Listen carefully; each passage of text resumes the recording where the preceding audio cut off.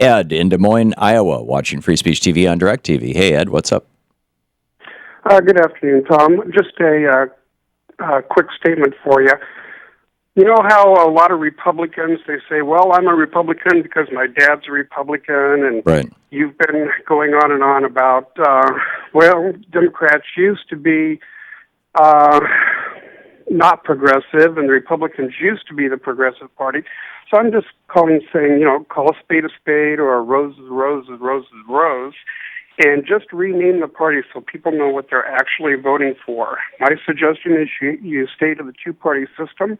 One, Equality Party, and I think we know who we're talking about there, and the other one would be the Fairness Party. And that we let the people that are in office finish out their current term, and then when they come up for re-election, they have to run under one of those two banners. But in order to run under the Fairness banner, they would have to have, if they are already in office, they would have to have a track record supporting the fact that they are eligible for that party. Right.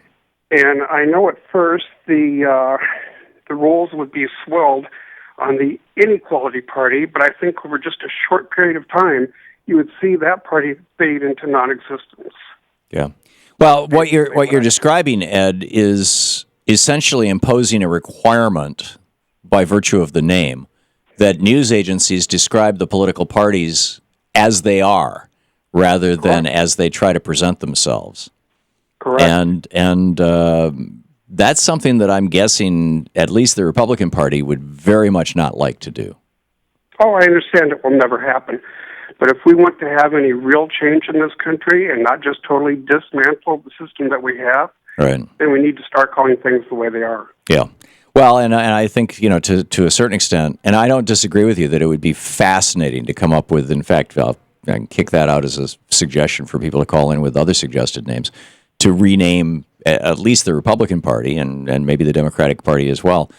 But Fairness Party sounds simplistic on first blush. Yeah. But when you think about it, if you look up the definition, which you really don't need to, right, it's self-evident, and it would be the perfect name. Yeah. Yeah, the Fairness. Well, and in the early days, I mean, when Jefferson named the Anti-Federalist Party, which he didn't want the party to be defined by what it's against, so he named it the Democratic Republican Party, and then 30 years later they dropped the word Republican from their name.